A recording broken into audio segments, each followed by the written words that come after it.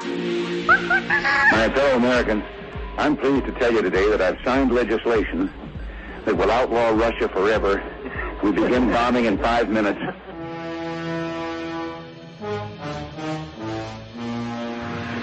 It is essential that our team learns to work with our new recruit, not against him. I'm a geek, walking down the street. Check the computer. The mainframe computer. I access the mainframe. At the end of this day, one shall stand, one shall fall. Time to find out. Welcome to Basically a Geek Show. Here are your hosts, Mike and Jack. Good evening, ladies and gentlemen. Welcome to episode number 14 of Basically a Geek Show. This is Jack, and with me, of course, is Mike, who he's a little bit down in the voice, so I'm helping take a little bit of the load off the old vocal cords. On this evening's show, we will be discussing about why your next-door neighbor being Hitler could be more likely than you think. You know, I always suspected that small, diminutive Chinese woman across the hallway of being Hitler. It really is usually them, isn't it? Yep. So, first up on the agenda today is going to be Transformers 4, as usual. Though this time, not a whole lot of actual movie stuff itself, though it is movie-related in a roundabout way. We're going to start off on some of the recent toy commercials. Is it a toy commercial or is it some kind of public access TV experiment? I couldn't tell which. I liked the scene of the little kid tearing up the instructions. Oh, I didn't even catch that part. Yeah, in the one-step transformation commercial, like it's very brief, but like it's like Transformers, and then it shows the kid, and he's like tearing an instruction sheet in half, like yeah, readings for pussies, roar. Advanced concepts are beyond me. Yeah, fuck your thinking and your logic and your hand-eye coordination, bitch. I got a button. Yeah. I mean, the thing is, you know, you and I have never made the argument that these toys are going to bring down the franchise or make all the toys become shit. No. The only thing that we're saying is that we get that they're aimed at children, but they're just insulting children's intelligence because, okay, I grew up, well, you grew up on G2, which is just basically rehashed G1. Yeah. So, we grew up playing with these figures, which were fairly simple. Yes. You know, they were very simple, but they weren't one button. No, they weren't. You know, I was like 4 or 5 when I first started playing with them. Yeah, I was around that age when G2 hit. And, you know, I had no issue with any of them. And, you guys know me. I'm a drooling drunken retard. I can do it. Though, I wasn't drunk usually when I was 4, but that's not the point. You shouldn't drink before you're 3 anyways. Yeah. Well, you think you got your ages there mixed up. Whatever. Anyway. No, I don't get mixed up. Okay. Well, anyway, yeah. Point is, hell, I remember being a bit challenged as a 4 or 5-year-old with Generation 2 Starscream, which is basically the Generation 1 toy with a sound box on the back because reasons. Now, and do you remember commercials? I remember the G1 toy commercials. Yes. And man, those things had production value. Goddammit. The kid with the glowing eyes. That shit was creepy. That shit was creepy. But like they'd have them playing on like an actual like diorama type thing, you know, and all this other shit. No, they just got these little fuckers playing on a damn gray top table. And slicing in movie clips here and there. Yeah, the G2 commercials, they had dioramas too. They also had really bad CGI that looked impressive back in the early 90s. They were particularly fond of this one shot they had of CG Optimus Prime fighting CG G2 Ramjet, which was basically a purple and black and turquoise Starscream. Nice. I don't know why they loved that. That was just like, that was their big money clip that they used in all of the G2 commercials. But yeah, no, G2 had production, but yeah, it's just like a kid against a white background, like a white table. And yeah, it is insulting to say that even like a 5-step instruction sheet is too much for kids because we need to give them a button that does everything for them. And also, I've always understood part of the charm of Transformers, not the entire charm, but part of the charm of the toy line was that it is, on some level, a puzzle. And this takes the puzzle play element right out of it, because you don't have to figure out where everything goes. You press the button, and it just happens. Yeah, you press the button, and everything goes into the right hole for you. You don't have to do anything. And, that's going to be a lot of disappointment when these guys get to be like, 16, 17, because it doesn't go in the right hole automatically. Oh, God, yeah.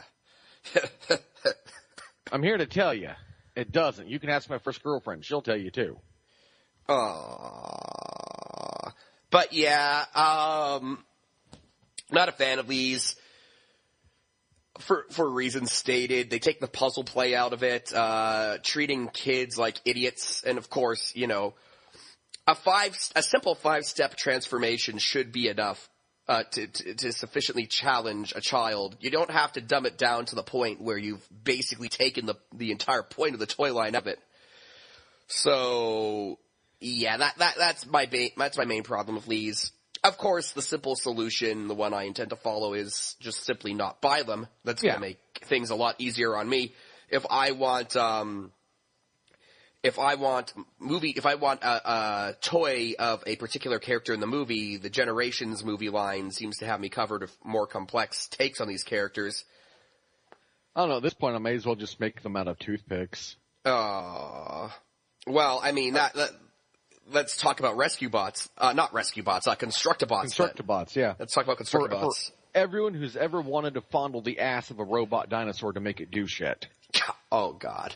Yes. I mean, that's what they show in the commercial. Hey, let's play this little wheel on his ass, and oh, look, his little frill spins around. Well, whoop-de-fucking-do. And they don't transform. You have to build them. What the fuck is up with that? Well, I believe the Constructabots do actually transform once you build them. Oh, okay. Like, you build them, and then they can transform. I actually picked up the Megatron versus Optimus Prime Constructabot 2-pack that they released when they first launched the line. And, because I wanted to give it a chance, and this seemed like a pretty good value. It was 2 of the higher price point toys, for the price of 1.5, came with a lot of extra parts, so I figured, if any set is going to convince me that this is a good idea, it's going to be Optimus Prime versus Megatron. Because when Mike wastes money, he does it hand over fist. Oh, well, but my point is that I put both together. I did the whole interchange parts thing, played around with them for about half an hour. But the thing is, I didn't think that they were stupid. I didn't think they were bad. I didn't think anything really negative about them. I just sort of thought, this was fun.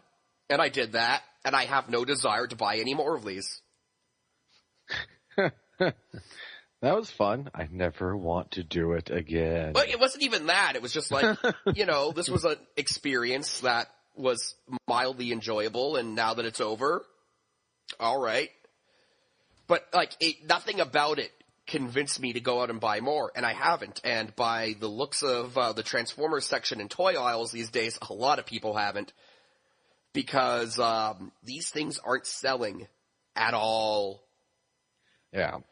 I mean, I just on my end, I see toy aisles that are clogged with these Megatron Optimus 2-packs, clogged with Bumblebees and Hounds and Ironhides and Starscreams and Thundercrackers.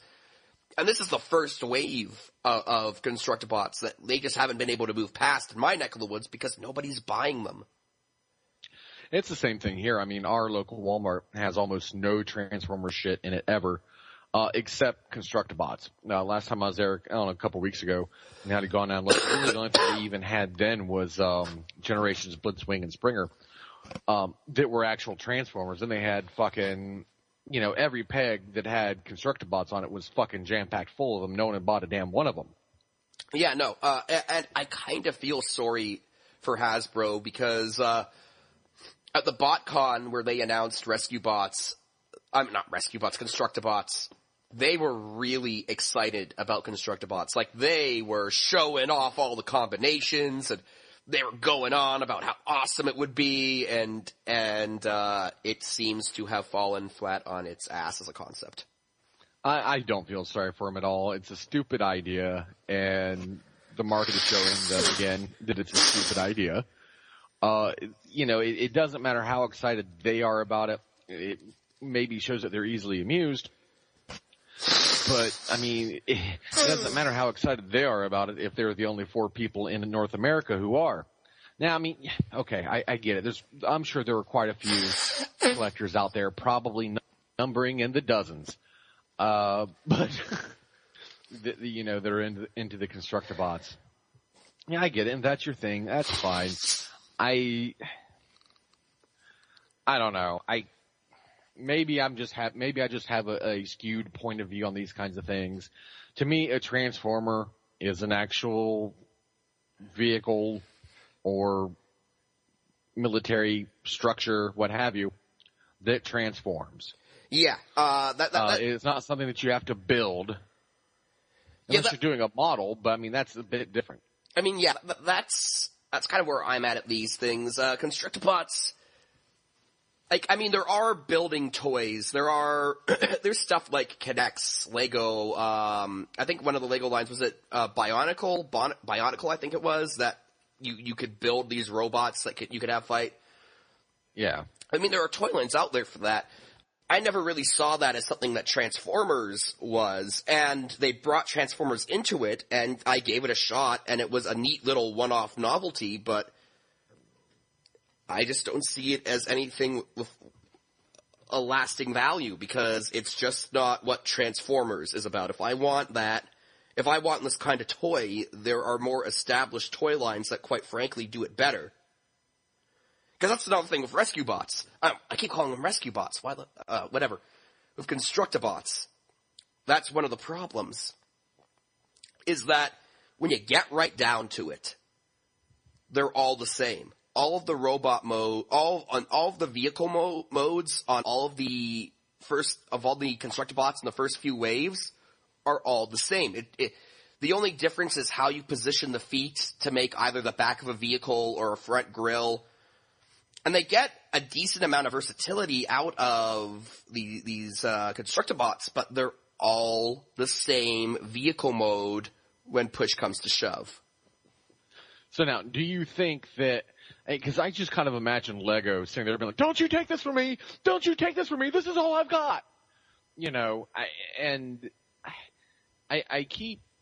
you think if Hasbro had just, sucked it up and signed a deal with Lego for some kind of cross-licensing thing and let Lego made their Constructabot equivalent using the Transformers license, do you think the end product would have been better, or do you simply think that most people feel like you and I do, and they feel that a Transformer is a Transformer, and if you're putting it together, then it's not a Transformer? I can't really speak to the quality because the Lego equivalent was Bionicle and I never played with those.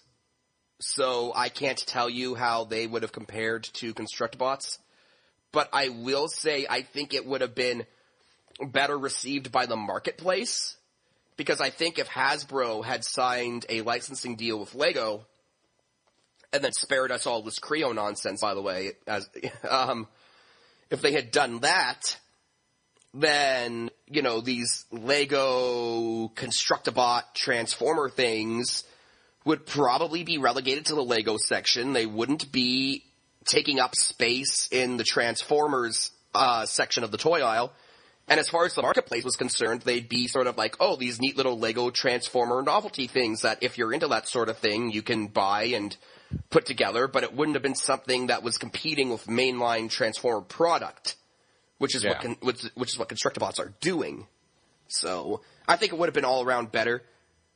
Hasbro has it in their mind though that they can be a competitor to Lego. They had Built to Rule back during Armada, which was abysmal. Creo, which was better quality than Built to Rule, but was not really all that well received by the marketplace. And then, of course, Constructabots, which as we've been saying, just haven't been selling. And it's not just collectors. Kids aren't even buying these things. Yeah, I don't know. it's just one of those things I don't really, I never really kind of got the point of it. But, while we're talking about Transformers and Dinobots and all that other good crap, TFW, main props of TFW, when something is earth-shattering news quality, they are the first to bring it to you. And then there's stuff like this. So, Marky Mark and the other actor in the movie, his name's James Raynor, yes. have been quoted, according to an interview, it's saying some pretty revolutionary things about the Dinobots. I believe they've said that the Dinobots will be robot dinosaurs who Optimus Prime has to cajole into doing what's right. So, and they will be blowing shit up. Basically, this interview basically says the Dinobots will be the Dinobots. If you watch the G1 cartoon, the Dinobots are created, and then Optimus Prime sort of has to cajole them into working for the Autobots and protecting humanity, because the Dinobots are savage. The Dinobots kind of have a different code of honor than the rest of the Autobots, and, well, this is just the way they operate. So, when I read this, and it had the big blackout spoiler text, it essentially boiled down to, the Dinobots will be the Dinobots. Yeah. They will, quote unquote, and they will run around blowing shit up. In a Michael Bay movie, get the fuck out.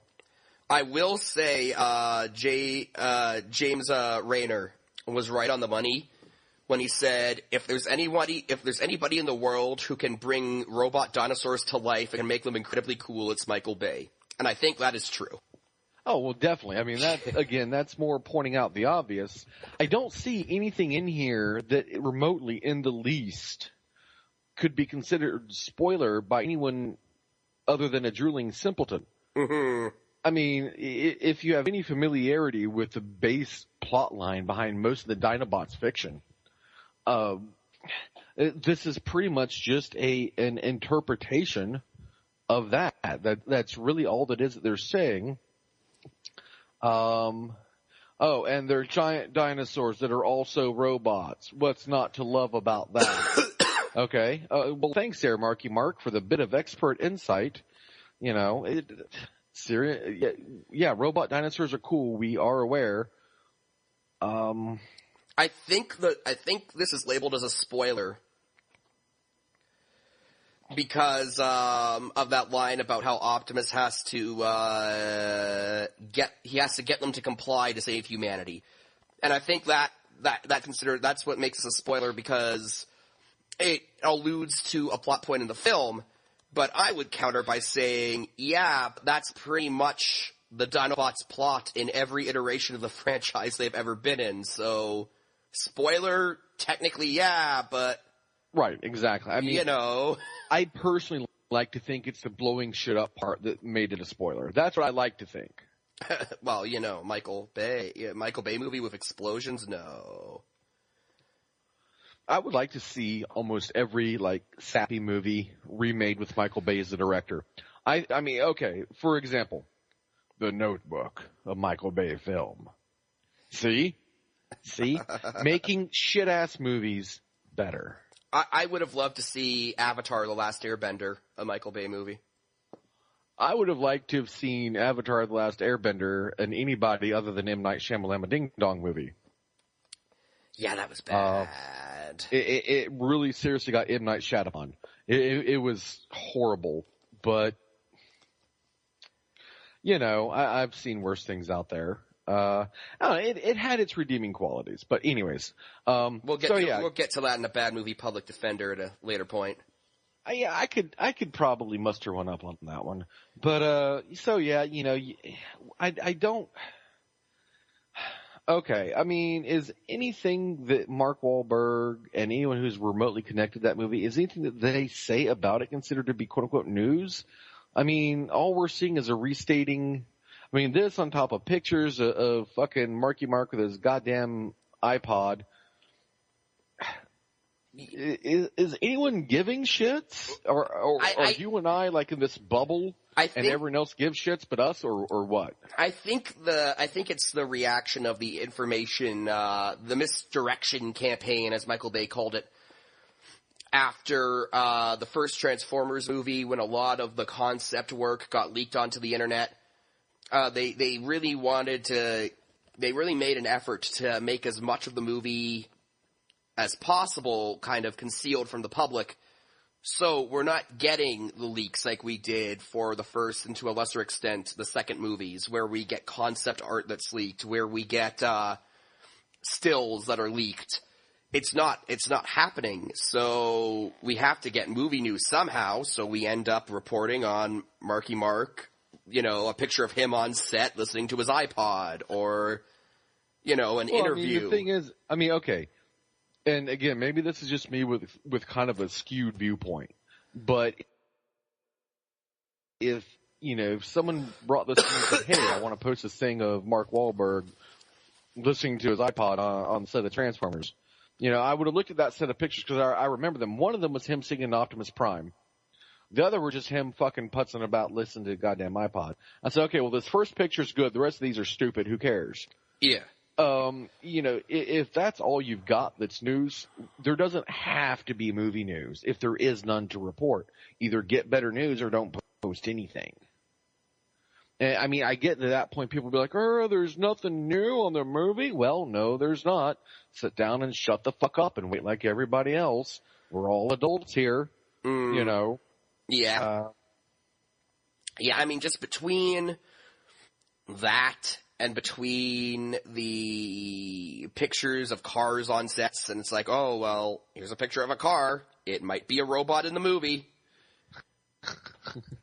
Or it might just be some asshole who parked on the set and had no fucking clue where he was at. Yeah, spoiler alert, Bumblebee could be a 75 Pinto. Yeah. Bumblebee deserves to be a 75 Pinto. The movies just aren't. The movie news. Let's face it, it's dried up considerably.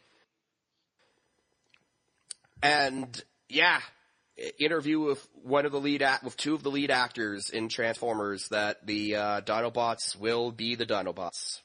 I guess it's news in the sense that you can never be too sure if a character's motivation will carry over to the live-action films, like movie Barricade had nothing in common with G1 Barricade, for example. So it's like, oh, well, are they just going to use the Dinobots and nothing about, their characters? Well, no, the Dinobots are going to be the Dinobots, and I don't even necessarily see how it's a spoiler, because if you've seen any cartoon episode of the Dinobots, or if you've read any comics that feature the Dinobots, it's the same thing. The Autobots have to control them into doing what's right, and then they do what's right, and then things blow up. That's every Dinobot story ever in the franchise. No, I actually, now that you mention it, I actually wouldn't mind seeing them just kind of disregard that for once. I don't know. I've never found much interesting about that plot line, personally.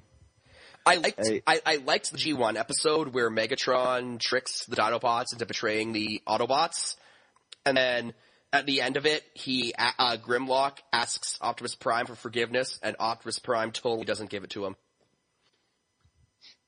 Get back to base, Grimlock. No, that's basically what happens. Sorry, Optimus Prime, can you forgive me? And Optimus is like, let's just get back to base. He never says he accepts his apology. It's great. Creating you was a mistake. Get back in the broom closet. Yeah, get back in the Dinobot closet. They stuck them in the Ark. That was freedom great. is the right of all sentient beings, and in case you're a Dinobot, then you're stuck in the fucking closet with the fucking mops and the pledge that they made fucking Spike mop the fucking floors with every weekend. Yeah. That was the unintentionally hilarious part about the G1 Dinobots, is that because they were so uncontrollable, whenever they weren't vital to the plot, Optimus Prime would just make them keep them in the closet. Yeah, stuff them in the fucking closet. God damn it. Wheeljack's never going to watch that fucking TV he's got in there anyways.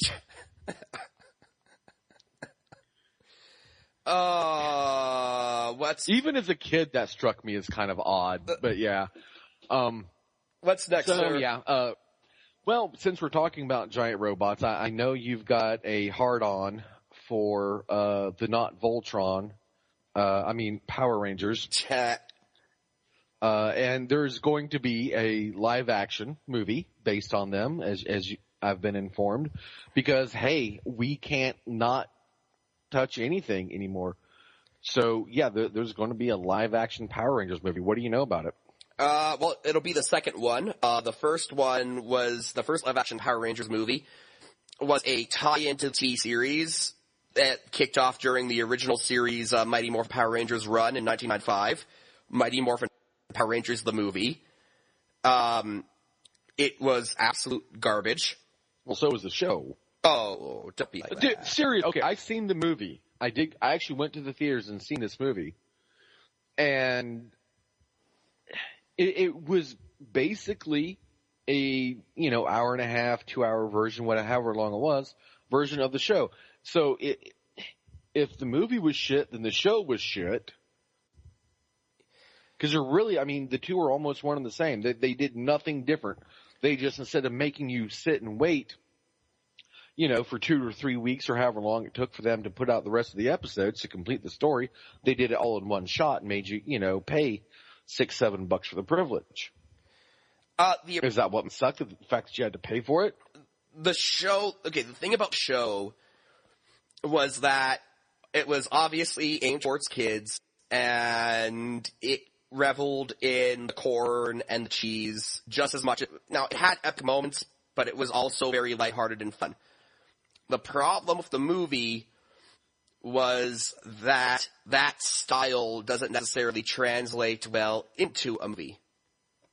And oh crap, I'm forgetting that this is actually going to be the third Power Rangers movie, because there was a second live-action movie that tied into the show. When the show became Power Rangers Turbo,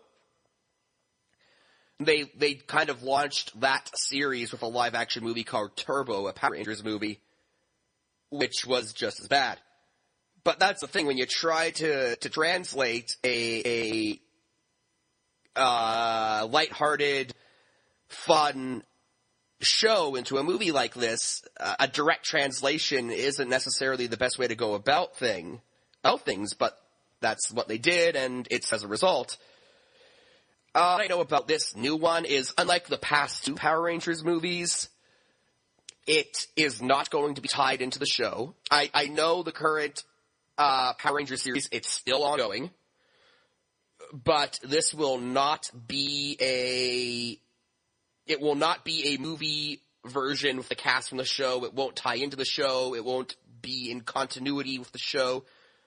By all accounts, it's going to be a reboot movie that focuses on the original cast of characters with new actors.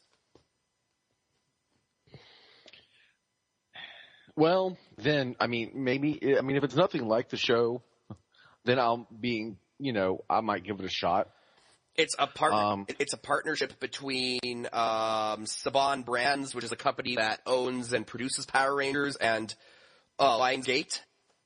So we've got some powerful studio behind it, which gives me hope that it'll be well done, because I think Lionsgate has the skill necessary to take the basic Power Rangers premise and kind of give it the update it needs to work in a live-action film series.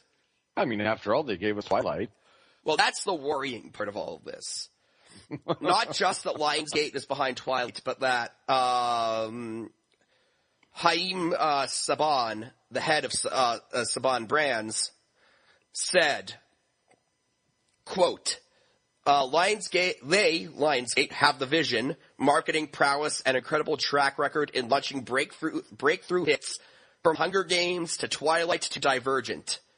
In partnership with the Lionsgate team, we're confident that we can capture the world of the Power Rangers and translate it into a unique and memorable motion picture phenomenon with a legacy all its own. So he's referencing Twilight in all of this. Yeah, I read that quote, which is why I mentioned the Twilight thing. And we've got Hunger Games, which even though it's a much better film series than Twilight, is still catering to the same crowd. And then we've got Divergent, which is basically a less smart version of Hunger Games. And it's also trying to, play to the same crowd. So I'm just a bit worried that they're going to try to turn Power Rangers maybe into, like, one of those preteen love triangle drama movies that seem to be all the rage. Well, I mean, I've always kind of viewed Power Rangers as something that fucked up things I really liked. They ripped off Ultron, and then they just made kaijus that were just horribly shit looking. So you're fucking with sacred ground to me on 2 counts, and they've just taken a hate shit over all of it. So maybe they can take a hate shit all over something that already sucks for a change. I will say, Lo, that I have cautiously optimistic expectations. I think the right treatment, a live-action Power Rangers series could be very fun. I know, personally, I have a lot of nostalgia from my childhood, and I can't wait to see what they do with it. Or can you? Well, if I'm horribly disappointed, then at least I'll know that the attempt was made and it failed. Better than no attempt at all, I guess. I think, in all honesty, my own personal feelings about the franchise aside, I don't think they're going to. I don't think it's going to be, of course, too close to the TV show. I don't think it's going to be aimed at the same audience per se that Twilight and such are, because though all of those movies are basically aimed. I'm not saying that a girl or whatever can't enjoy, not saying that at all. I'm saying that overall demographic is more towards the young male of things. So their approach is going to have to be a lot different. Fucking sparkles aren't going to work. And I don't think the whole, teenage romance shit is going to work either.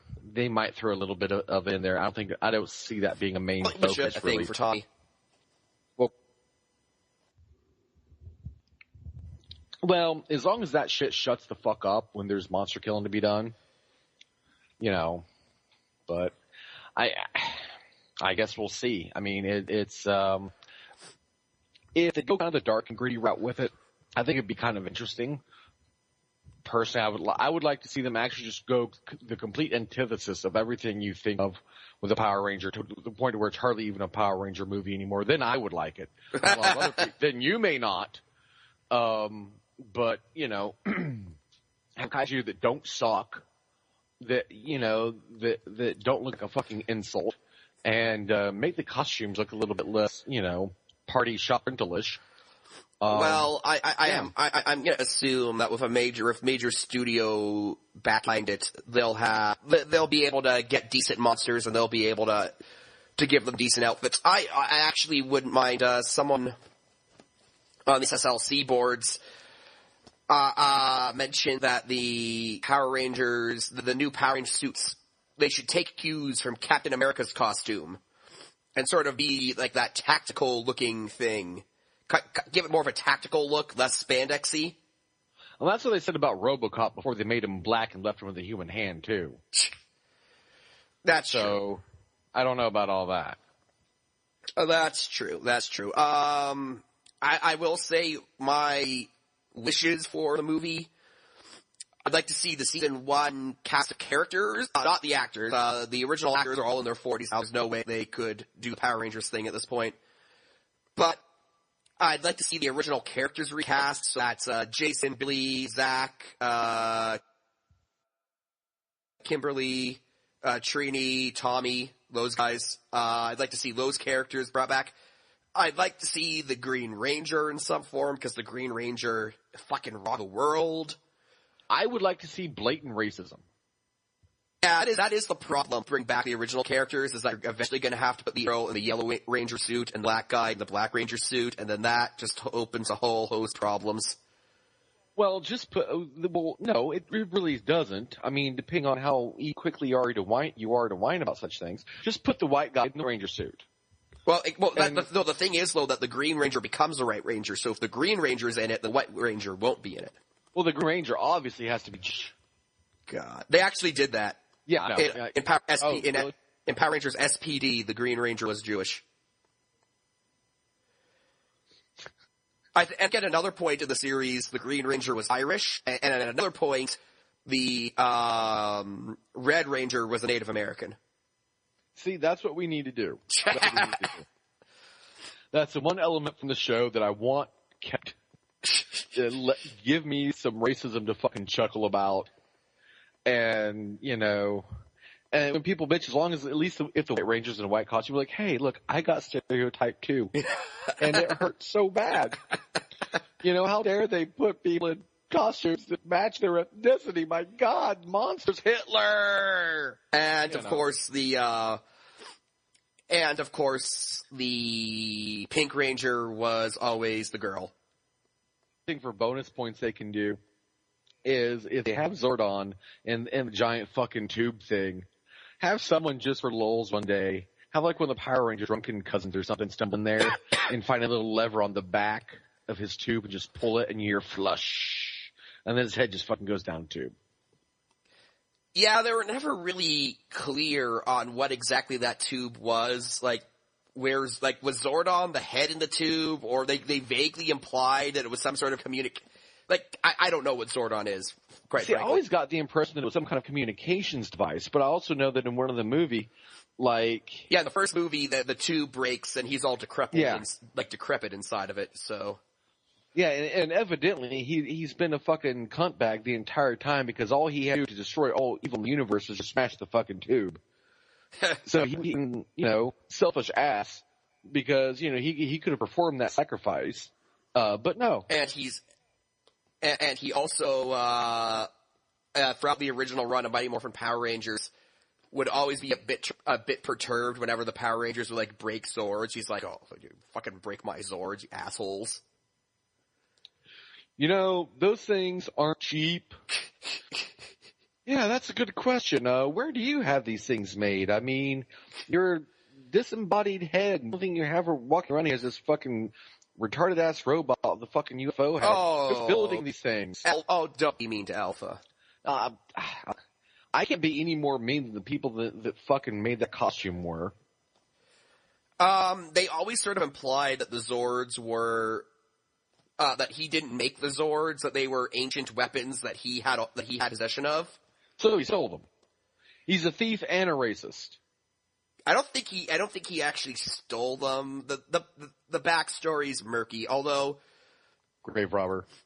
I will say that, as far as villains go, Rita Repulsa can be in it, I guess, but we need Lord Zed. Lord Zed was the badass who really kicked things into high gear for the Power Rangers. So if Lord Zed better be in this thing. See, I never liked Lord Zed. It was the whole, even in the cheesiest costume you can imagine, the whole exposed muscle and brain tissue thing just never really did it for me. Kind of disconcerting. I don't know. Lord Zed, he was legit hardcore, man. Lord Zed showed up, and you knew stuff was going to go down. In fact, in the original run, I think it was in the third season, he actually manages to teleport inside of the Power Rangers the power center, the headquarters, and he's just like, yeah, that's right. I can just like pop into your headquarters whenever I want. What are you going to do about it? Nothing. That's what. Which is the question. How big of an idiot is he to not do it more often? I mean, why not just fucking go in there and just trash the hell out of everything all the time? They implied that, not so much implied, I think Lord Zed outright said that the morphing grid, which was the power, which was like some otherworldly power where the Power Rangers and the evil monsters got their power from, was maintained by the constant struggle between Lord Zed and Zordon. So it was kind of one of those things, you can't have good without evil, and can't have evil without good kind of deals. Sure you can. That's always kind of a cop-out argument to me. Oh, well. So when is this, have they actually started casting for this, or is this just still in the conceptual stages, or what? Conceptual stages, actually.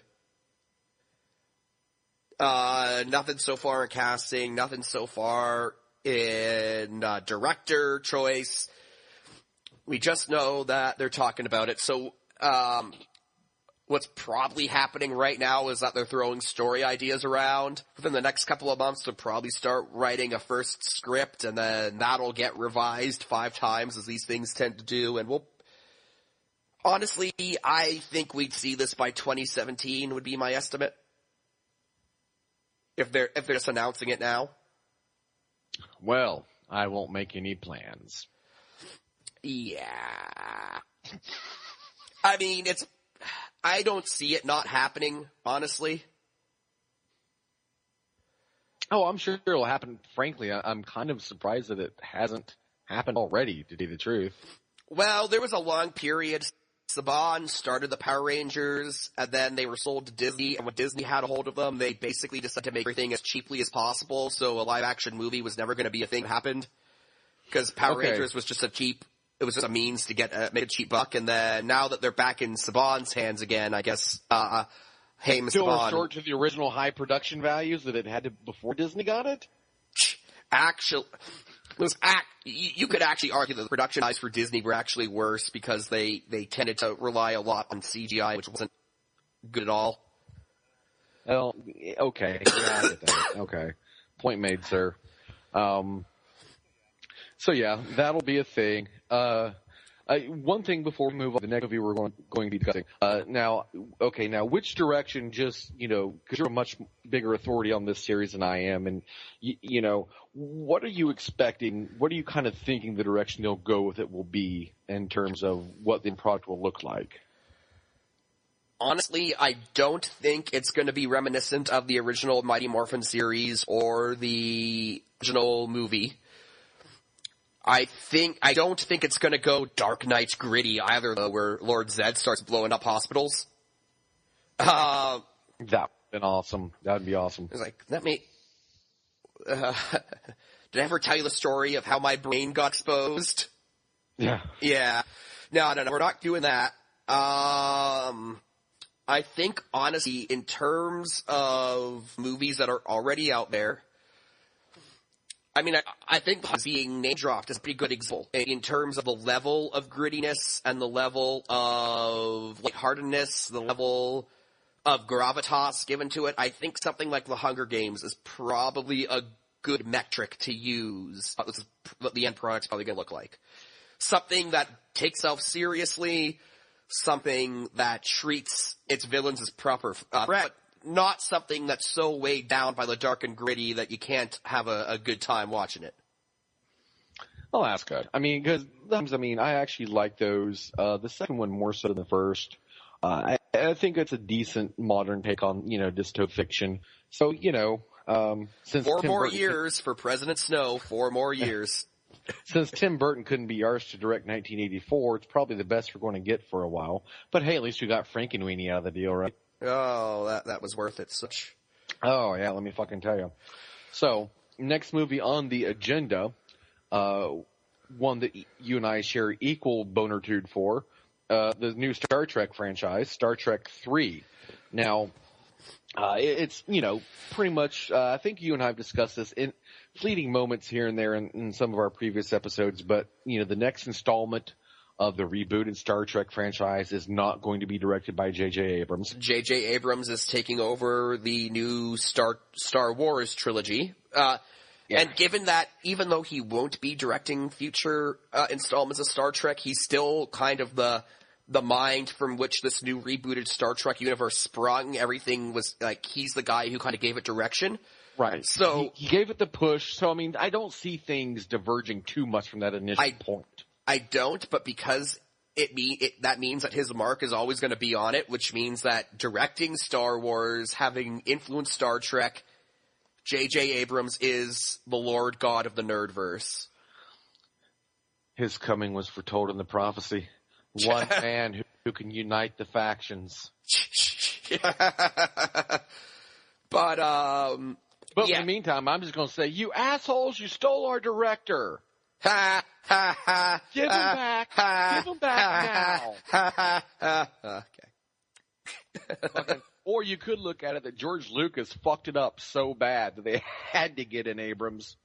because not even Michael Bay could have fixed this. Though I would have loved to have seen him tried. You know what? I'd be down for a Michael Bay Star Wars movie. I so would. Okay, so the first trilogy only had 2 Death Stars. That was its problem. Okay, so now what we need is a fleet of Death Stars, and they just go around, bam, bam, bam, bam, and they're like the Stormtroopers. No. Those uniforms too generic. We need something a little more sleek, a little more revealing. Yes, revealing. We need clones, Megan Fox clones, Star Trooper uniforms, midriff, booty shorts. Yes, do this. Fleet of Death Stars, make it happen. Mr. Bay, the whole point of the Death Star was that it was a singular destructive weapon. You're fired! Yeah, exactly. Yes. So, the question is, since, of course, Abrams won't be directing Star Trek 3 or whatever it will end up being called. Star Trek Trekking to the Stars, Part 3, The Redeadening of Khan. I love it. I am moved in a way that I only thought X-Lax could do. That's beautiful.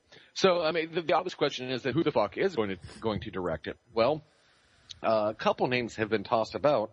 However, the front runner actually seems to be Robert Orci.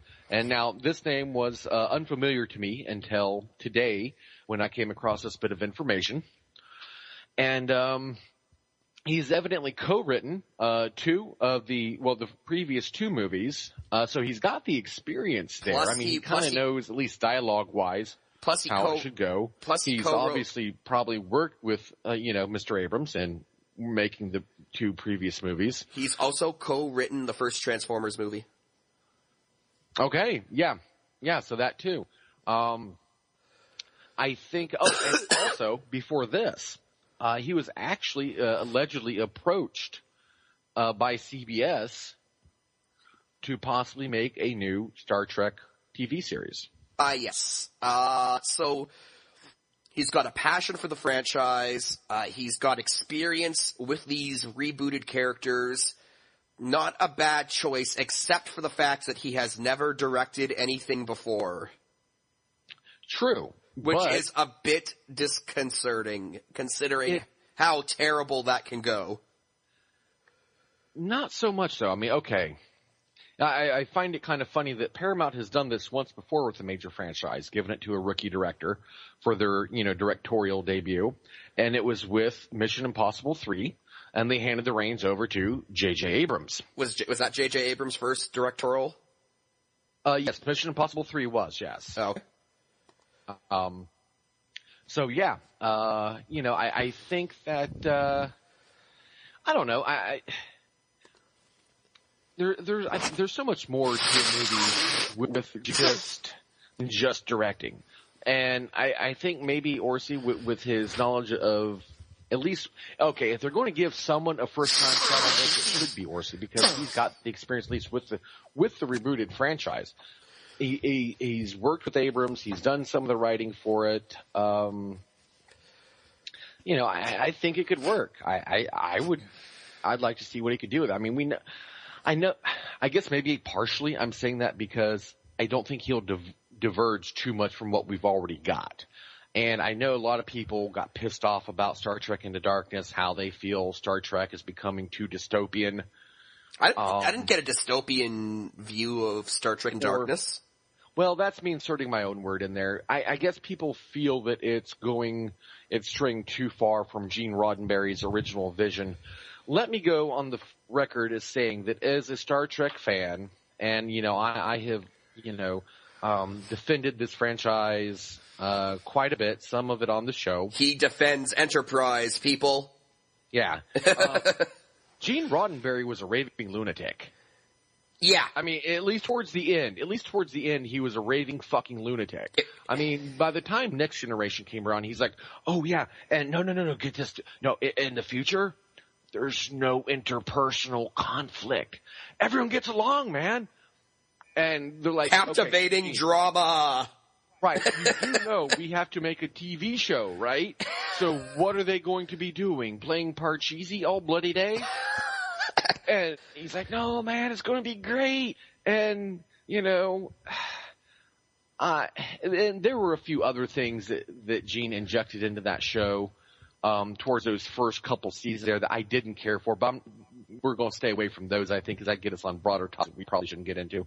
But, yeah, Gene Roddenberry, who was a fucking madman there at the end. And this whole utopian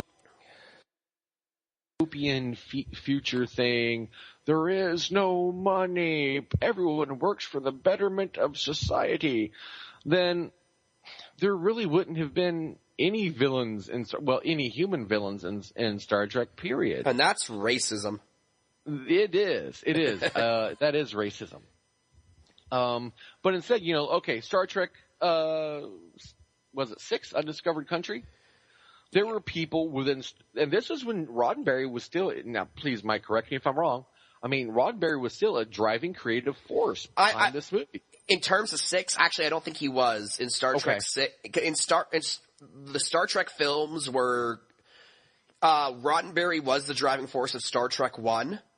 Well, and we all know how that fucking ended up. When that bombed well, it didn't bomb financially, but, critically, it's not a very good movie. When that happened, they quote-unquote promoted Gene Roddenberry, which meant they paid him a lot of money to not have creative input anymore. Yeah, they bought him out. So everything from 2 to 6, with I think 5 is the exception, was under the control of Harve Bennett, who really did 2 through 6. Harve Bennett hit a home run with Star Trek 4, which I still think is the highest grossing Star Trek film if you adjust for inflation. And actually not one of my favorites. I mean, I know that's heresy, but when Star Trek 4 happened, it was such a financial success that it enabled them to greenlight TNG. And so what they did was they said, well, we're going to let Harve Bennett continue to make the movies because they're, you know, good. And then we'll give Gene Roddenberry TNG to do whatever the hell he wants. And if you want any indication of how Gene Roddenberry's vision of the future sucks, just watch season 1 of TNG, because goddamn for a legitimately good show that TNG was, season 1 is goddamn garbage. It is hot, irredeemable garbage. I think the thing that honestly redeemed it was Patrick Stewart's awesomeness. Yes. And the special effects, which for the time, I mean, were really good. And actually, even going back and watching a lot of it, they've aged fairly decently, you know, for late 1980s, and it only got better as the years went on. But yeah, TNG had kind of a rough start. So, you know, Roddenberry was not the creative force behind Star Trek 6. So then that actually illustrates my point better. And that, you know, this is nothing new. He hasn't had, aside from, you know, early TNG, which stunk, you know, he's not been a creative driving force in Star Trek, before his death in 91. The last movie that he had direct creative input into was Star Trek 1, the motion picture. And that is absolutely terrible. It's a terrible movie. And they consulted him via Ouija board for Insurrection. That's the only explanation. Does that explain the mind-numbing dullness of that movie? Yes. Yes. Yeah, so I think the point, Jack, what you're getting at is that the fact that the Abrams series, the fact that it has strayed from Gene Roddenberry's vision isn't a bad thing. No, I don't think it is at all. I think, okay, what is the continual point of remaking the same fucking thing over and over again? Okay, from a fan's point, not from the studio's point. Their point's obviously to make goddamn money. But from our point, from our perspective, what's the point in going to see it? Yeah. If we know exactly what it's going to be, and if they've done a literal just translation of Wrath of Khan, beyond, new actors and better special effects, what would the point have been? Yeah. I like the new characters. I like them better. I'll be upfront. I like the new interpretations of the characters better than the old. I like the new crew better than, I would say, the TNG crew, or the TOS crew. I think the reboot's been a wonderful thing, and, I'm not a new Star Trek fan. I've been a Star Trek fan since, God, I was maybe 10, something like that. So, I'm not new to the franchise, and I traditionally tend to be a purist with most things. But I see that in this. I see elements of purity that, while Roddenberry's vision of this, hippie commune future, or dashed to bits, is still a future better than our own. It is still better. Elements of his vision are still there. Humanity is still unified. Yeah, we've got bad eggs, but at least enough of us have common sense about us to have, a unified front against outside threats. And, we're not looking for fights, most of us. We're just equipped to deal with them. So I see huge leaps and bounds above where we are now. I see a lot of that original vision, the essence of it, still there. Yeah. So I don't see what the fuss is about. It's just had elements of realism added into it. It has. No one's, no entire race is ever going to be entirely good or entirely bad. Exactly. And Roddenberry wanted to make the humans of the future entirely good. And that's just not, it's not fucking plausible. No, it's not. But, I will say, on the new Star Trek series, I don't mind the reboot at all. I know it's not technically a reboot, it's an alternate timeline, but let's be real, it's a reboot. Yeah.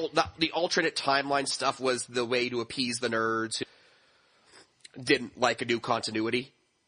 Well, and serve one other very important function. Oh? Let them go back to the TNG timeline if it fucked up. It was the same thing Transformers Animated was to the live action series. It was there out. In case the movie bombed, well, they still had Animated. Oh, that was lovely, wasn't it? But yeah, so they still had the TNG timeline to fall back on if they needed to. Yeah. And, they've taken advantage of that. I believe, Star Trek Online, takes place in the original timeline. Yes. The Enterprise F, is captained by an Andorian, an Odyssey-class starship, which is goddamn huge. How does that make you feel, Mike? A non-human captaining the Enterprise. It's better than Data. Data went on to captain the Enterprise E after Picard's retirement. I don't get how that happened, though, considering he was quite evidently blown up in Nemesis. Well, no. Well, yes and no. I mean, they kind of did. They kind of did the. Yeah, I know. He transferred his brain into the dumb version of him. Yeah, yeah, pretty much. And you know what? Better an Andorian than Wesley Crusher. Better a goddamn sock puppet than Wesley Crusher. But yeah, I would like there to be a Star Trek Star Wars crossover. It would only be a half hour long, and it would just be a half hour of Wesley Crusher being ass raped by Chewbacca. God. Oh God. Squeal like a pig, boy. Oh God.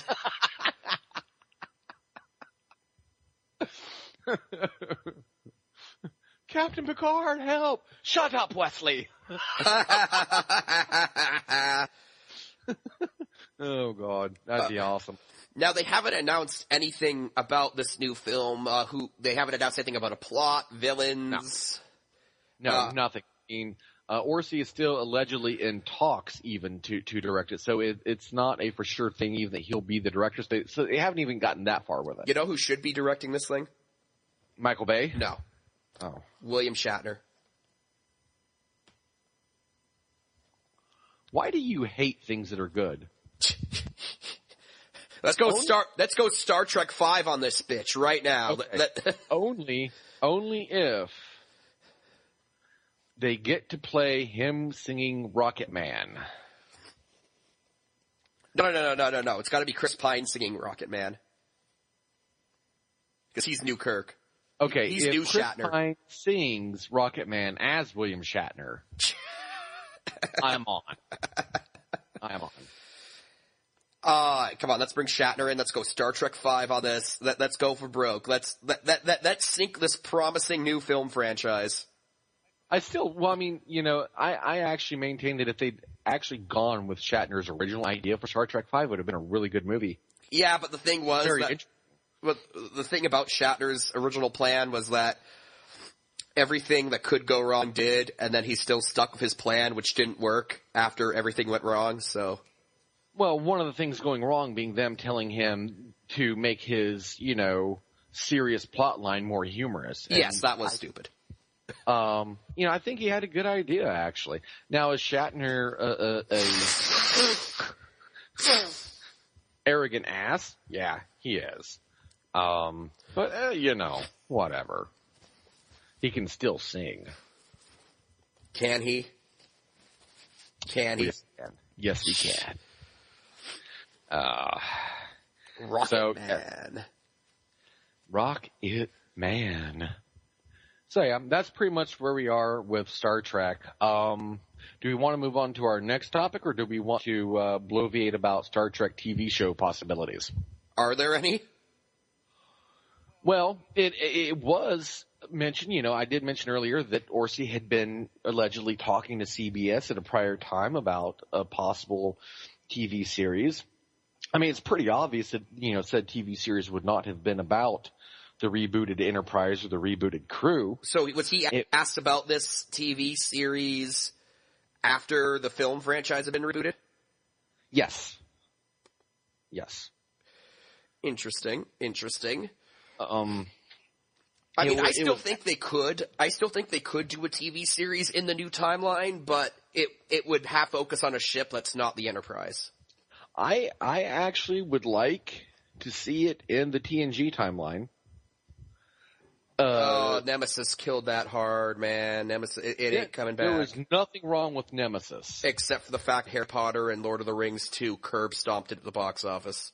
Like, hard. Okay, it wasn't even fit. It wasn't even fair. Okay, well, yeah, which, whatever. That's not the movie, though. That's stupid timing on the part of Paramount for releasing it then. The movie itself, what's honestly wrong with it? The villain was weak. I thought it had a weak villain, in my opinion. I thought it was actually a very good villain. I mean, who better to face off against Captain Picard than Captain Picard? No, I agree with that. My whole thing with Nemesis was that I didn't, despite their best efforts, I didn't think that evil Picard, he didn't feel like an evil version of Picard. He just felt like some guy. Like, the concept has a lot of merit. I just don't think that they carried through on it. Well, maybe, okay, am I just biased because that the giant fuck-off battleship in it? I want to say yes, but at the same time, I love the design of that ship, too. Okay. I am vindicated. But no, I think there's, okay. If they do a rebooted timeline thing, it's going to be, if they do it as a TV show, it's not going to be good. It's not going to go anywhere because all the emphasis is on the new Enterprise and the new crew and all that other shit. We're going to be stuck with some kind of fucking teenage drama about Starfleet Academy. No. I'm telling you right now. Who the fuck wants that? Here's what we do. It makes no sense in the timeline, but I don't care. Here's what you do. New TV show set in the rebooted timeline, but it focuses on a recast version of Voyager, only it's not recast, it's the entire crew, and we just have more Voyager.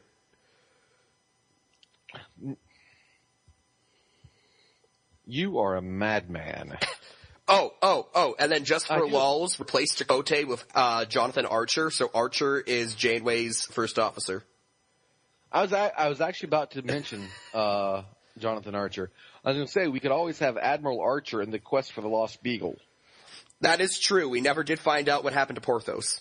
Yeah. All we know is that Scotty tried to transport him somewhere and he never reappeared. Oops.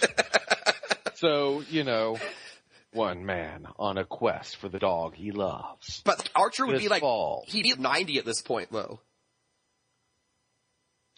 That's science fiction. It's no, just Archer in one of those rascal scooters. Or something involving Khan's jizz or something. I don't know. And it gives him superpowers. Yes. Oh, God. Yes. Fucking totally. But I mean, what I'm saying is there's not a whole lot to do with the new timeline that would make for a good TV show. But with TNG, okay, that fiction has been expanded upon with Star Trek Online. And no, I'm not saying do a literal interpretation of a video game into a TV show. I'm not saying that. I'm saying that there actually are plot elements there that are kind of interesting. And even without that, there's the whole thing of Romulus blowing the fuck up. How does the Federation handle that? The online game, says basically it causes, galactic political instability. The Klingons become a threat again. The Romulans go on the warpath. See, I didn't like the fact that the Klingons became evil again because, when I picked DS9 was the Klingon Federation alliance in the face of the Dominion. And I think making them evil again kind of undermined that, so I didn't like the fact that they made the Klingons evil. I mean, why the Klingons are evil? Because it's an MMO game, so you have to have two fans, but from a story perspective, I'm not a fan of it. I actually like it from a story perspective, and I think they did it. I mean, okay, originally, again, this goes to getting back to Roddenberry's original vision and the allegories involved. The Klingons were an allegory for the Soviet Union. Selves in this somewhat neo-Cold War scenario, let's bring back the goddamn Klingons. I think even if they didn't do that, there's more that they can do that would be interesting with the TNG universe than there would be with the rebooted series universe, because so much of that emphasis with the rebooted universe is on that new crew and on that new ship. And the only thing I could see wrong with doing a TNG universe show would be people be like, I'm confused. But fuck them. They don't matter. Well, they're the peons you have to sell ad space to. Like, they're the ones you have to get to watch your TV show so they see the commercial about beer. Tasty beer. Yeah, you shouldn't even need an advertisement for beer. Is its own advertisement. Yeah, Why do we need advertisements for beer? It's kind of like when it'll get you drunk. It's kind of like when the dairy farmers of Ontario run commercials for milk. I'm like, do you actually need to run a commercial for? I thought people just bought milk out of habit. God damn it! Are you trying to bait me into an ad council rant? No, but it is funny. It just came to mind. Like, there are some products that you just don't need to advertise for. Yeah. But we have that shit down here. I mean, you've heard my ad council rant. We have ads for fucking milk and eggs and beef because there are people out there who don't eat these things. There are people who haven't heard of beef yet who need to see the commercial. My God, man. We must improve beef awareness. There are some people. Fuck. There are some people who haven't heard of milk. They need to see the commercial to know they should buy it. Yeah. And granted, I mean, I'm not a fan of eggs. They smell like ass. But I've eaten cake, so people are still baking. So egg consumption, I don't think, is really an issue. Fuck the goddamn ad council. God damn it. Fucking millions of taxpayers. I'm not doing this. Let's move on to Gotham. CSI Gotham. No, it's just Gotham. I'm going to be referring to it as CSI Gotham. Not Order Gotham Edition or Law Order. It's just easier for me to say CSI Gotham. I want to get my opinion out there and how I'm labeling and stereotyping the show in a way that requires a minimal amount of effort on my part. So I'm just saying CSI Gotham. Uh-huh. I mean, that's essentially what it is. I mean, you've got, all right, let's make a Batman show without Batman. But Bruce Wayne's going to be in it. Cool. But he's going to be like, what, 8-year-old. Bruce Wayne is 8 when his parents are killed, so 8-year-old Bruce Wayne. Yeah, but I'm saying like in the overall, however long the show goes on. Yeah, if it runs 4 seasons, he'll be 12 by the end of it. So a pre-adolescent Bruce Wayne. I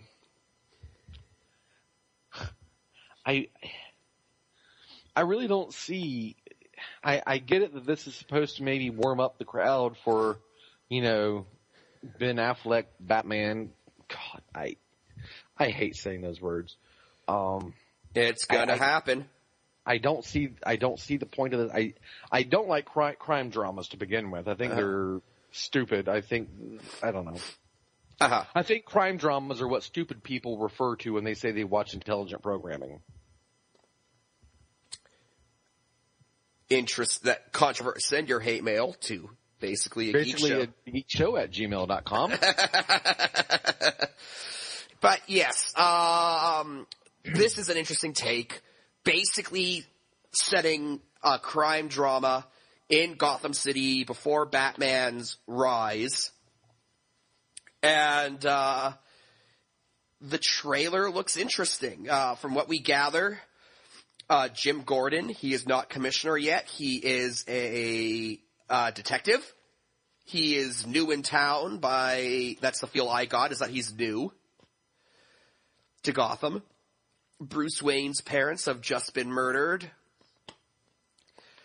And we've got shots of the Penguin, the Riddler, and Poison Ivy and Catwoman before they become those characters. My big concern is that Catwoman and the Riddler, both of those characters, and Poison Ivy for that matter, 3 of those 4 characters, well, they're all adults, but it's not so much of a problem for Penguin. But my problem is that by the time Catwoman going to end up Cougar Woman. No, exactly. By the time Bruce Wayne becomes Batman, the Poison Ivy, the Riddler, and Catwoman are going to be older. They're going to be like in their 40s by the time Bruce Wayne actually puts on the cowl. So cougars. Yeah, Cougar Woman. Yeah, but it's like I always kind of assumed that Catwoman, Poison Ivy, and the Riddler were all more or less Bruce's age. But I mean, the Penguin, it's okay, because, if the Penguin's older than Batman, that doesn't really bother me as much. I always kind of pictured him as older anyway. But all these other guys, it just... To quote Batman Forever, it just raises too many questions. So, we have Cougar Woman, Wilted Weed, and, Penguin, and the joke that everyone already knows the punchline to because it was told 20 years ago. That's kind of my whole thing with this as well, because what it really comes down to is, again, you're trying to make a Batman show without Batman. And they're taking it to the degree of, well, they know they have to have some kind of villains in it for it to be interesting, of course. So they're doing something that seems correct by using the traditional Batman villains. But guess what? There's no Batman. So then you have problems, one of which, being the one that you just described. There's this whole generational gap here. So what? Batman's going to end up raiding, the Penguin in the old folks' home, or the Riddler, or what the fuck ever. Catwoman is going to teach Batman a few things about himself that he didn't know. And, shit like that. And though that last episode I wouldn't mind watching, it's just a problem. Yeah. And it can create future continuity issues. It's gonna create the Batman Catwoman situation where it's basically, Mrs. Robinson, you're trying to seduce me.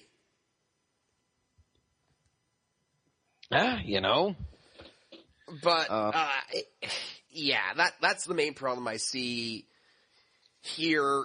There's a generational gap. There's a timeline gap that doesn't quite line up.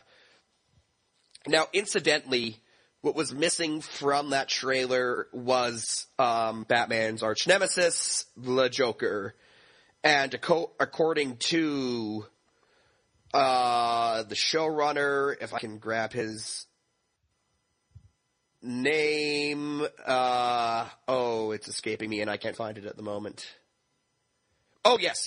Showrunner Bruno Heller has claimed that they are going to bring Joker in at some point in the series, and that they're going to do it very carefully, and they're going to make sure he's quote-unquote done right. So the Joker will be making an appearance. And, that's the first thing that first and only thing so far that I'll give this show props for. People have blown this Heath Ledger thing way out of proportion. And I'm not meaning any disrespect to Heath Ledger. I'm not. But here's my thoughts on this. Because I don't think I've said them on the show before, so I'll get this out here. I think you've touched on them briefly. Yeah, okay. Well, I'll go into a little more detail, and this will be that of it, and so on and so forth. The Dark Knight was good. But it was just good. It was enjoyable. It was not the best movie I've ever seen. I don't even think it was the best of the Nolan trilogy. Heath Ledger's performance was awesome. It was not the best performance of anything anywhere, period. It was not even, now this is subjective, it was not even, in my opinion, the best Joker performance I've seen. It was different. I personally preferred Nicholson. Ledger brought something completely different to it that was good in its own right, and I'm not disparaging his performance. But this whole thing that has come about of, Heath Ledger died shortly after, making this movie. And so now, there's this big taboo around the Joker. I don't get it. Because look at this from the bare logic perspective. Mike, if you or I were to kick off doing one of our jobs, how long do you think they'd wait to replace us? Very quickly. Yeah. How is this job, just because it's more visible, how is this any different? Mm-hmm. And I get that it's art. I get it. But that's all the more reason, because no one's going to do the Joker the way Heath Ledger did it. No one could. Just like Ledger knew, hey, I can't do it the way Nicholson did it. I'm not going to try. I'm going to do it my way. And that's what he did. So the next Joker, whomever, they're not going to try to do it like Nicholson or Ledger. They're going to do it their way. I personally propose Sting. But, so I don't get it. I think this whole thing about that is, I think there's much ado about nothing with this. Well, in terms of the Joker, again, it's the age thing. The Joker should be roughly the same age as Bruce, if not a bit younger. So I don't know how they're going to do it unless they just introduce him as Negative. Okay, go back to Tim Burton's Batman. 89. I ignore Tim Burton movies as a general rule. Okay, as a general rule, I do too. But the 89 Batman is an exception. Uh-huh. And for good reason. Okay, in that movie, for example, the Joker was the one who shot Wayne's parents. Yeah, and I wasn't a fan of that either, honestly. I didn't like that. It was pretty cool. I actually kind of liked that. And if they did that again, then that's one problem that they don't have to worry about. Well, it is worth noting that in the trailer for Gotham, we do see the guy who shoots Bruce Wayne's parents, but he's wearing a ski mask kind of getup. So you don't actually see his face. So if they wanted to go that route, it would be very easy to do. And I think that's honestly what they should do. Because, again, that goes to solve that issue that you're talking about of this age gap between, because, okay, you see Commissioner Gordon in the trailer for the show, and he's about our age, maybe late 20s to early 30s. Mm-hmm. And then, in most of the Batman movies, Commissioner Gordon's usually, maybe early 50s, I would say. Yeah. And so there's, this 20 to 30 year gap there. So assuming, the Joker's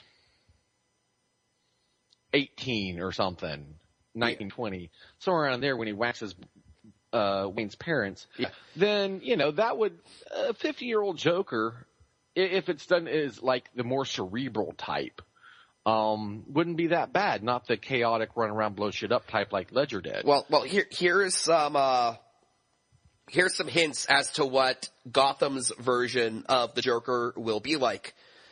This is an Entertainment Weekly interview with Bruno Heller, the showrunner. Entertainment Weekly asks, well, they don't ask so much as they touch on what Jack you just touched on. Some feel Heath Ledger's no. Excuse me. Some feel Heath Ledger's performance was so iconic it would be a mistake to try to do the character again so soon. Bruno Heller responds, I've written scenes for Julius Caesar and Mark Antony and Cleopatra, so while that is a serious and valid note, you can't get into doing this without going there. Yeah, exactly. That was a wonderful performance and, apart from everything else, wonderful makeup. And we should try to live up to that. It would be a different character. It's definitely going to be more Heath Ledger than Cesar Romero. But like I said, all these people are real people with feelings and emotions and history and parents. I just try to build off of that. Exactly. It's not going to be the Joker. Okay. The Joker's kind of like Megatron. He's going to show up. Yes. He's got to. But always different. Uh-huh. Megatron has been different in each iteration of Transformers. Whereas Optimus Prime, more or less, his remains static. And even Megatron's personality is kind of, G1 Megatron was a cackling, bumbling idiot. Yes. Basically. Armada Megatron was kind of like this nefarious, brilliant warrior type kind of a guy. Yeah. Who suddenly thought he needed a name change because he got a new paint job. But, movie Megatron is just very sinister and very straightforward, very competent. So each of these Megatrons kind of had their own take on this. It's all the same character, but it's all different aspects, different facets of the same character. And the Joker is the same way. It's not negating anything that Heath Ledger did to have another Joker. Heath Ledger's performance was good. I'm not disparaging the man's work.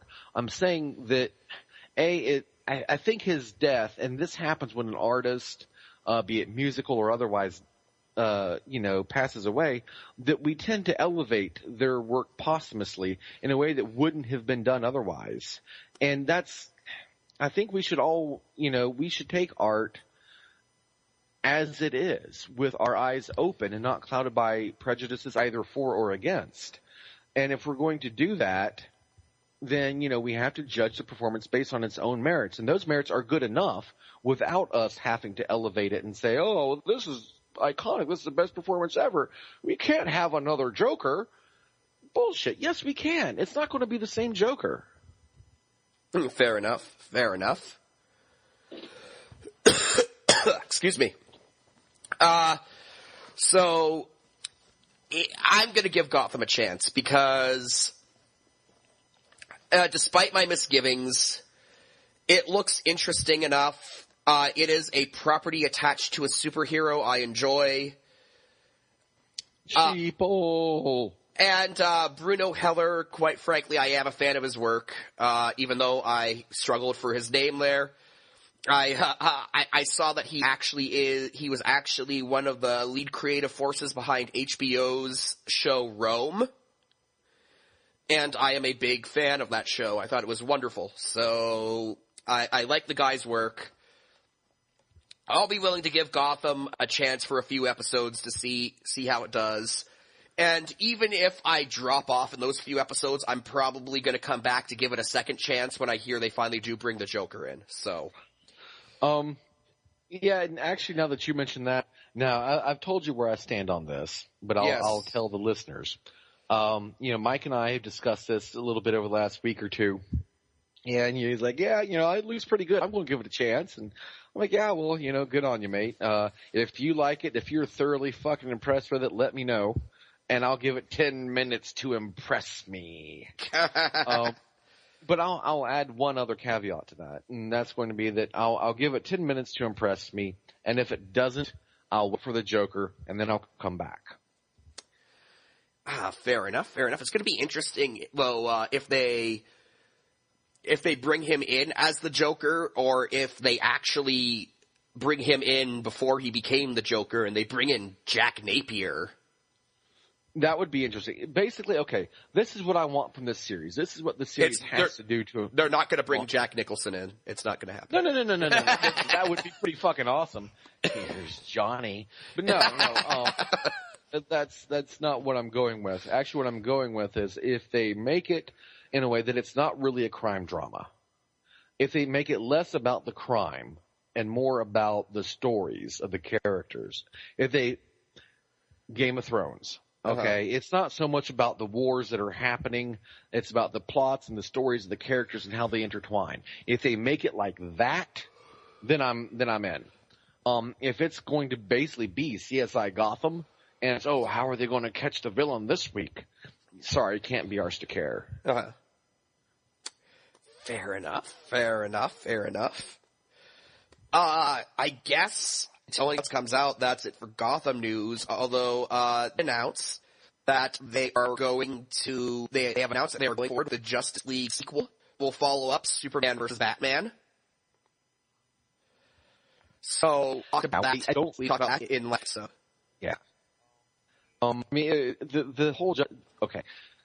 This is not news to anyone, aside from the fact that it's only recently been announced as a formality. We all knew it was coming, giggity. Practically, most people are considering this Batman versus Superman movie, whatever the fuck it ends up being titled. Most people are already considering this to be the Justice League movie. It's got everything short of the kitchen sink in it. We've got Batman, Superman, Wonder Woman. We've heard rumors about Aquaman. The Flash has been confirmed. The Flash has been confirmed for it. Crap, at this point, Ryan Reynolds isn't doing anything these days. Get him to show up as Green Lantern and just call it Justice League. Now, that would actually get me to possibly watch it, because I like Ryan Reynolds, and Green Lantern fans feel free to, basically a Geek Show at gmail.com. I actually liked the Green Lantern movie. Oh, God. Oh, my God. Okay. It was my first exposure to the hero. I like Ryan Reynolds because, again, I tend to like the wisecracking smartass types. Yes. And he's definitely that. I like that. I thought, okay, was it a cinematic masterpiece? No. But I had fun watching it. It was, and really at the end of the day, that's what matters. I had fun watching it. I thought it was a decent piece of work. My main problem with it's the editing. I thought it was really poorly edited, and I'm not... Don't edit your goddamn face. Well, here's the thing. I'm not a film snob. I usually don't comment. I usually don't comment on the editing. Film Hitler. But if it gets to the point where I'm being distracted by your crappy editing, then your movie has crappy editing. You know who else said that? Hitler. Yeah. Anyhow, that's gonna be, because I don't see, this is turning up to basically be a Justice League movie, so I don't know how a Justice League movie would work. I don't even... What the fuck would the difference be? I guess maybe Superman and Batman not fighting now, which we don't even really, most people are kind of thinking that they're not going to be fighting for the entirety of this movie. So what much difference is there going to be? Exactly. I don't know what to make of this thing. It just seems like a clusterfuck. I'm not even 100% convinced that Batman vs. Superman is even going to come out, because they keep pushing that date back. You think they're just going to say fuck it and this will be the Batman vs. Superman movie? They're just going to do what they should do and just make it the Justice League movie? You think that might be what they're doing? I just think that this Batman vs. Superman movie is so bogged down with rewrites that it's... Because God does not want this abomination to be unleashed upon the earth. Yeah. We all know God's a Marvel fan, but, you know.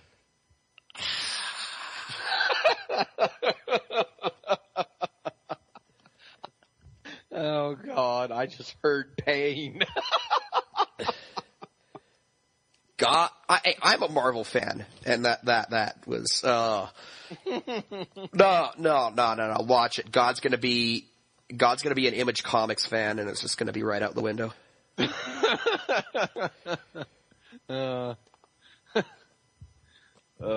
Anyways, yeah, I mean, a Justice League movie at this point seems, I want to say ubiquitous. Because, I mean, but it's almost, it's beyond that, it's masturbation. Yeah. Already basically got that. You know, all we need for the most part is for Superman and Batman to not be fighting. Throw in Aquaman. And, you know, I'm sure there's a few D-list, you know, Justice League heroes we can toss in there for shiggles. But then, I mean, you know, and I'm not going to bother touching on the hero and villain spam that's coming about in these movies now, because you and I have had that discussion, you know, at least like the last 2 or 3 episodes, not consecutively. So, but I mean, there's that, and there's just, I don't know. I don't really see a point to it. But yeah.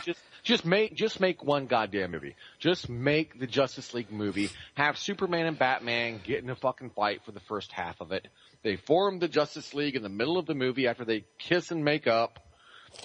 Though hopefully not literally. And then we're all good. And we just go on, and hopefully Lex Luthor kills everyone except Batman. I don't think Lex Luthor's capable of killing anyone, given who's playing him. Oh, God damn it. I keep forgetting that. My brain, like, rejects that. Fuck. God damn it. Marty Eisenberg as the villain for your big superhero. Ah, yeah, it's got casting genius written all over it. Lex Luthor will be defeated by everybody unfriending him.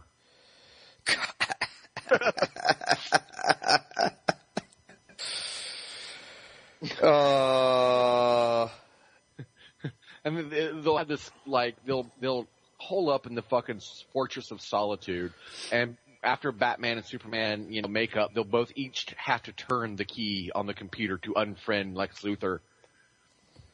God. And Batman will just look very solemnly through his mask. There. It's done.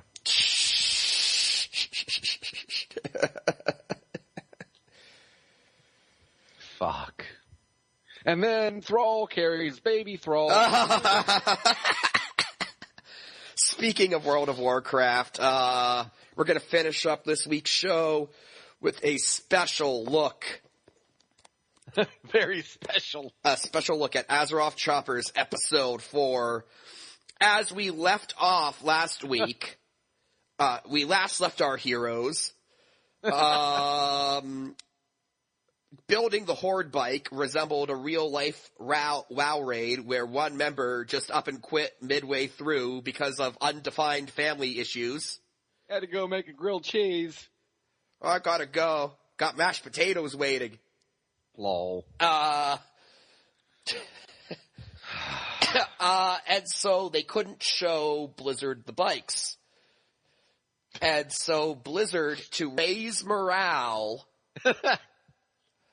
brings out computers and copies of World of Warcraft for both the Horde and Alliance engineering teams to play. Yes, because okay, so I'm gonna walk through this train of logic, and I want you to please tell me, Mike, because you're the more logical one of the two of us. Please tell me at what point this exactly begins to make fucking sense. Okay, so I'm Blizzard. I give these guys 5 weeks to build me 2 bikes because reasons. Yes. And they're doing this, and they're all like, we're having a hard time building the bikes because Jimmy left, and Billy, he's incompetent. He's peed himself. And so at this point, I'm wanting these bikes. I'm worried about not getting these bikes in time.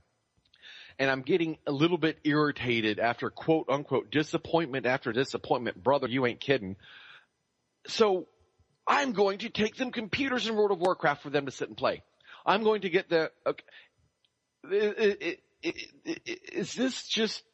is Blizzard not wanting to get these bikes ever? Yeah, exactly. You're going to take guys who are already behind schedule, and you're going to potentially get them addicted to the time sink that is World of Warcraft. Yeah. So Paul Jr., what do you have on the bikes for us, man? You ready to show them to us? We're fucking stoked. Yeah, Chris, about that, well, we kind of don't really have anything to show you today. We've been really busy though. We did get through Siege of Orgrimmar, heroic. Got some fat loot. Though, we need to talk about Red Alley Band. Just not working. What are you guys doing about this? Yeah. Yeah, I was also wondering, like, what are these guys gonna think of this game? They log in, and then they get to trade chat for the first time. Dick butt, you're all faggots. Or, they're walking through, they go to Stormwind or Orgrimmar, they see trade chat. Does anyone do Twinks? What kind of game do they have us working on? My God, man. What nexus of hell have we been transported into? Oh, man, yeah. Oh, God. So,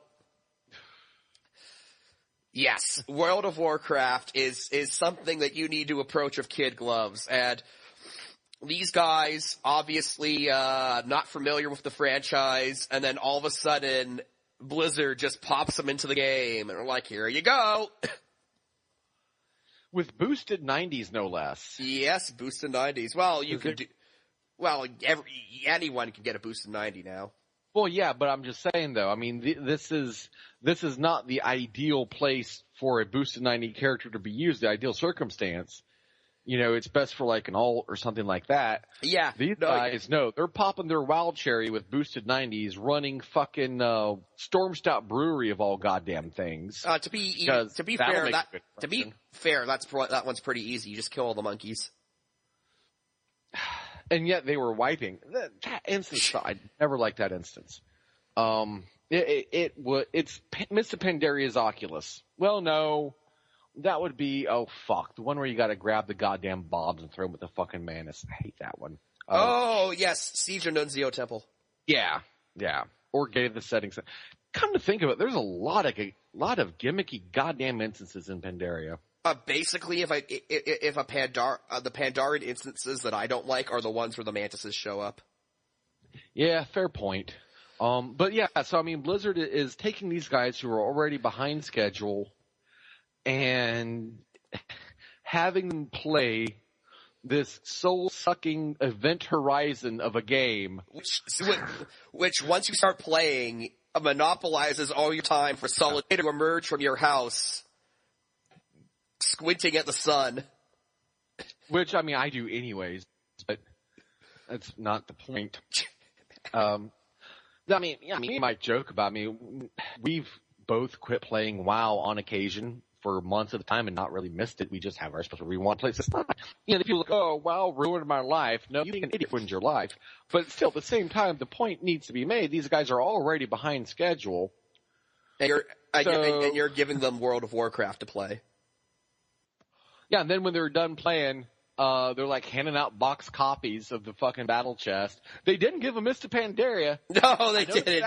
I noticed that. Okay, here's the battle chest. Well, what about the one we just played, the Pandaria? No, you gotta buy that. $39.99 at Walmart. Cough it up, bitch. Yeah, you can get the give money. You can get the battle chest, which is I think all the expansions up to Pandaria for like $15. Yeah, they've had Pandaria on sale for $20 for a while, and I don't know if it's still going on, but they've had it on sale for a bit.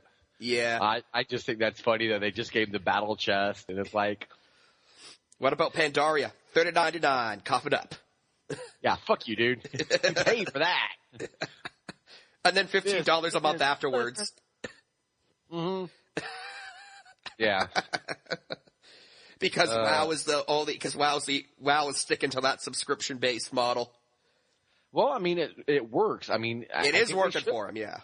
They're the only one that so far it is working for because they've been doing it right for 10 goddamn years now. I say good on them. Yeah. It's worth $15 a month. I mean, come on. That's cheap for a month. For the time that most people put into a game, $15 for that much for a month, that's not bad. Yeah, it is a good deal. And if you do enjoy the game, it's not bad at all, but I just found that funny. Yeah. Bitch, cough it up. So, is it me, or are these Azeroth Choppers episodes getting progressively dumber and dumber and more of a waste of time with each passing one? It is. I think this episode they're around 10 minutes long. I think there was about 3 minutes of any actual work on the motorcycles. Like, that's not fair, yeah. Like they were having trouble with the fender on the Horde bike, and then they were starting to make the gas tank for the Alliance bike. And then they cut to them getting WoW, so. Yeah. And, before we recorded, Mike hadn't, where he's been sick, he hadn't watched the latest episode yet before, we began to do our prepping for the recording. And I'm like, well, dude, if you want to watch it, you can watch it. But I'll tell you everything that happens right fucking now, and you're not going to miss a goddamn thing. You see the Alliance gas tank, you see the Horde fenders, or the whatever on the back, and the rest is them playing fucking World of Warcraft. Was I lying? That was pretty much it, yeah. I mean, I'm predicting now, it hasn't gotten to the point yet to where I've watched one and I've said I want that 10 minutes of my life back, because I've always been able to find something to make fun of and kind of riff on with it. Yeah. But I'm thinking it's probably going to get to that point. And I don't know how many episodes it's going to have, presumably 5 or maybe 6. But it's going to be getting there pretty soon, most likely. Or maybe not. I mean, they're only doing the gas tank and the fenders respectively on these 2 bikes, so maybe there's going to be more. Well, the Blizzard team is going to show up in New York to see the finished product in the net. Well, not the finished, but to view some sort of product in the next episode. So I have to imagine that by the time the next episode comes out, the bikes will at least see something close to the final end result. Nope. I tell you what's going to happen. I'm going to call this shit. So the first half of the show is going to be, clips of the various Alliance and Horde team members on the Blizzard side saying, what they're looking forward to and how much they can't wait for this. They're going to have these obligatory scenes of them arriving in New York or what the fuck ever. And then you're going to see on the Chopper end, you're going to see the various members of Team Alliance and Team Horde discussing their shit.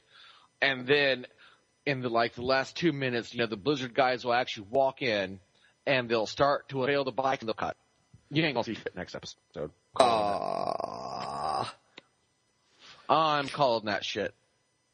I did fuck you, that's why. I did like some of the names that some of the mechanics came up for their WoW characters. One guy, he was calling himself like Dante's Inferno. See, I didn't even notice any of that. It would have been funny to watch them sit there for 15 minutes aggravated as they try every name they can think of. Yeah. That name's already taken. Yeah, that would be great. Well, what the fuck, man? I can't even make a name. Well, try using the randomizer. I just did. Yeah, the randomizer, which gives you a random name. If you pick one of the names the randomizer gives you, it might still be taken. And this is one of the things about World of Warcraft that, and you've heard me saying this for years, Mike, and I haven't even seen a forum thread on either MMO Champion or on the Blizzard main forums discussing this. Why not give characters last names? Yeah, right now there's only one name, and that's your character's name. But if they introduce a first and last name naming slot, then that would really alleviate a lot of pressure. What people name. Is this one of those coding things where, okay. I know Knights of the Old Republic did it. It's possible. And so does Guild Wars 2, and Star Trek Online does it as well. Yes. It's of course, anything's doable. The question is, is it like the Star Backpack, where they didn't realize future needs beforehand, and they encoded it in a way to where it'd be such a pain in the arse to fucking change it, that it's just been left like this for 10 years. Is it something like that? There's a problem with the starter backpack? Yes. Yeah, that's why we only get the 16 slot or whatever the fuck it is backpack, and we can't get rid of it. Is because evidently, according to Blizzard, it's a huge pain to change that now, because when they first made the game in like 2004 or 2 or whenever the fuck it was, that they didn't realize where this game was going to end up. And now that they do, they said, they could change it, but you're literally, in this case, literally looking at losing a raid tier for them to fucking fix it. It's just that much of a pain for them to get it sorted. So is the naming thing, is it one of those? I mean, I've never even seen anyone bring it up. Yeah. Is the weird thing, because, the World of Warcraft community, like most devoted fan communities of almost anything, I'm not knocking WoW especially, but there are a bunch of nitpicking pansies that want everything handed to them. And me and Mike are no exception in a lot of cases. But no one's even brought it up. Have you seen anything discussing it, Mike? Nope. And like I said, it would relieve a lot of these naming problems. Like, 2 people could have the same last name for their character, but it would be okay because they'd have different first names, and it would make things easier. I don't know. Even if you have a last name, even if you didn't have a last name, even if they did, I don't know, something like your character's name at your battle tag. Boom, problem solved, because that provides that degree of singularity there, that uniqueness to get you past whatever. That's interesting. That's interesting. I think they're a bit hesitant to revisit the battle tag thing. I mean, the battle tags have been in use. I mean, they're used now. Real ID is used now. The battle tags are what they came up with as an answer to, the people like me. I am Rusty Shackelford. Those people that believe that the internet should be an anonymous place if you want it to be. You didn't want to give your real name to Blizzards? No, I don't. Or I don't want them displaying it. Yeah, the big thing was that ID, it was this you could talk to any friend playing any Blizzard game on any faction, but you had to have the person's real name. And if it's just between friends, that's no problem. You have your friend's name. The problem was when they wanted your real ID name, i.e. your real name, to appear on the message boards when you posted. Right. And they said it was to basically, I don't know, they thought, I guess in their twisted mind, well, there were 2 explanations.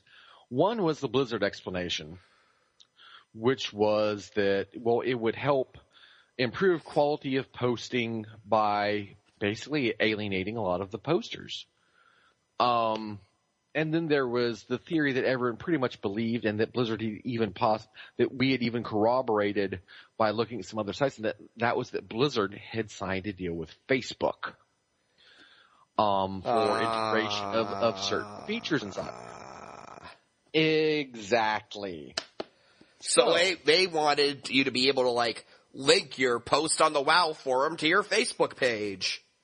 Exactly. And that's gonna go over wonderfully, because I'm sure people want that popping up on their walls that their friend bitched about Consecrate getting nerfed.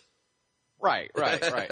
And so there was a huge uproar about this, and this was many years ago. Well, I don't know, about at least I'd say 4 or 5 years ago. Yeah.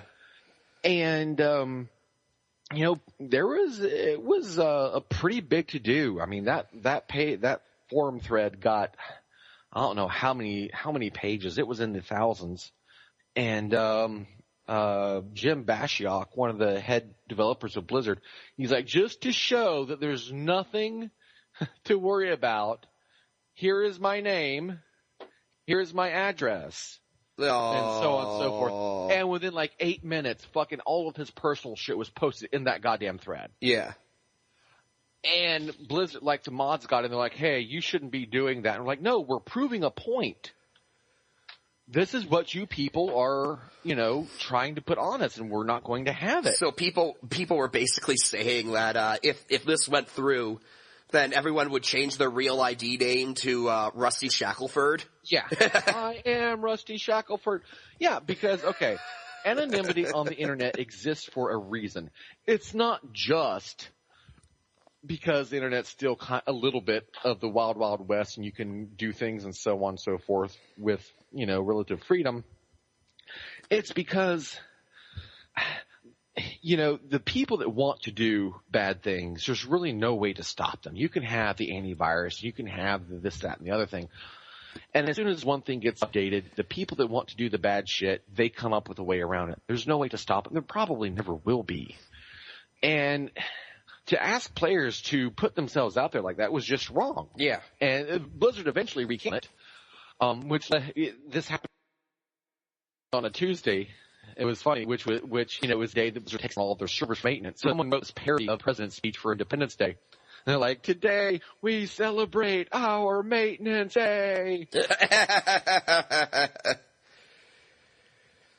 But yeah. And, sometimes Blizzard has to be reeled in. They come up with butt-fucked ideas like this. I forget how we got started on this tangent, but there it is. But yes, that is the World of Warcraft episode 4 of Azeroth Choppers. We'll be keeping you, the listeners, up to date on what I feel is a groundbreaking series in the field of reality television. Groundbreaking if you're fucking cleaning a cat litter box. I'm interested though. I'm actually, your predictions got me wondering if we actually will see the bikes come the next episode, and that'll be cool. I think it'll be funny as hell if they don't. I have to admit though, I actually am excited to see what the bikes will be like. I am curious as to what the finished products will look like. Oh, I am too, and that's the only reason. Well, I'm watching this for 2 reasons. One, it's really enjoyable to make fun of. And 2, I do want to see the finished product. I've always been I am a little bit of a gearhead in some respects. I do like seeing art, machinery done as art form. And these guys always have that thing. I'm watching it for that too. Indeed. But And anyways, yes. No, go on. Well, I believe that wraps it up, does it not? Or do we have anything else we need to go over today? Nope, that's about it. All right. Well, this has been episode 14 of Basically a Geek Show. Feel free to contact us on basicallyageekshow.com. And as always, it's basically a geek show at gmail.com. What did I fucking say? Basically a geekshow.com. Well, you know what? We need to get to work on that. Our website's actually basically a sportsshow.com. I know. I'm just being facetious. Okay. Yeah, I was trying to have a smooth recovery, but you're like, no, you shall not have it. No, you shall. You shan't. But yes, this is Jack, and this has been Mike. Y'all have a good night. Later.